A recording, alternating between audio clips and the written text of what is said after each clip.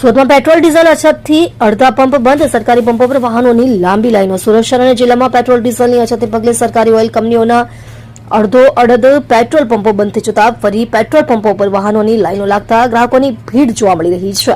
આ પરિસ્થિતિને ધ્યાનમાં લઈને south Gujarat petroleum dealers association દ્વારા સુરત જિલ્લા પુરવઠા અધિકારીને રજૂઆત કરાતા સુરત કલેક્ટરે પેટ્રોલિયમ કંપનીઓના અધિકારીઓને બોલાવી સમગ્ર બાબતથી જાણકાર થઈને જરૂરી સૂચનાઓ આપવામાં આવી હતી.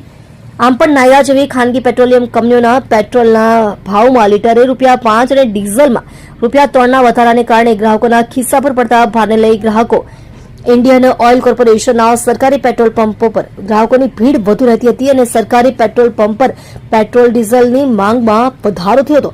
એને કારણે છેલ્લા 3 દિવસ ઉપરાંતથી સરકારી પેટ્રોલ પંપોને પૂરતા પ્રમાણમાં પેટ્રોલ ડીઝલ નહીં મળતા સુરત શહેર જિલ્લાના અડધા ઉપરાંત પેટ્રોલ પંપો બંધ કરવામાં આવતા અન્ય પેટ્રોલ પંપો પર ગ્રાહકોની ભીડ દેખાઈ રહી છે.